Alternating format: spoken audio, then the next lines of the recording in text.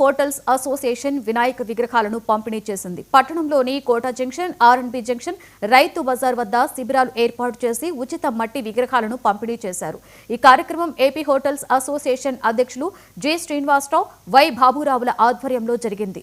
Association కార్యదర్శులు P Vasu, కాళ్ల సునీల్, కోశాధికారి చైతన్యులు విగ్రహాల పంపిణీలో పాల్గొన్నారు. హోటల్స్ అసోసియేషన్ అధిపతి నమః. జై గణేష, జై జై గణేష. విజయనగరంలో హోటల్స్ అసోసియేషన్ తరఫున ప్రతి సంవత్సరం మట్టి వినాయకులు మేము పంపకం జరుగుతుంది. అలాగే ఈ సంవత్సరం కూడా పెద్ద ఎత్తున మేము ఈ కార్యక్రమాన్ని చేపడుతున్నాము. ప్రజల్లోని మంచి అవగాహన వచ్చింది. మా అసోసియేషన్ తరఫున ఎప్పుడు పెడతామని కోట దగ్గర ఎదురు చూస్తున్నారు ప్రజలు. చూడండి, అక్కడ చాలా మంది అక్కడ అందరూ తీసుకుంటున్నారు. వినాయకులు, ఈ మట్టి వినాయకులు పెట్టడం వల్ల పర్యావరణం బాగా కలుషితం కాకుండా బాగుంటుందని ఒక ఉద్దేశంతో మేము సత్సంకల్పంతో ఇది స్టార్ట్ చేశాము. దీనికి పెద్ద ఎత్తున ప్రజలందరూ కూడా మా సహకరిస్తున్నారు.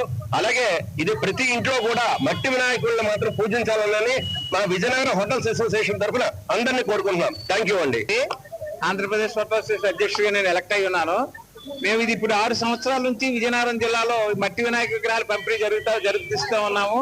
ఈ మెయిన్ అన్నింటికన్నా పర్యావరణం బాగా దెబ్బతింటా ఉంది.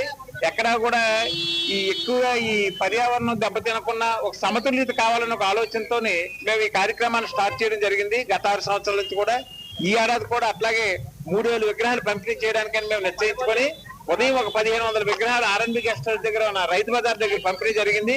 అలాగే ఇప్పుడు ఒక 1500 విగ్రహాలు మళ్ళీ మన కోట దగ్గర కూడా పంపిణీ జరుగుతుంది. ప్రజలందరూ కూడా ఈ కార్యక్రమంలో పెద్ద ఎత్తున పాల్గొంటున్నారు. ఆ పాల్గొన్న చూసి ఆ ఉత్సాహంతోనే మేము కూడా ప్రతి ఏడాది దీన్ని చేయాలి, ఇంకా చేస్తూ ప్రజల్లో మంచి మార్పు తెచ్చి ఈ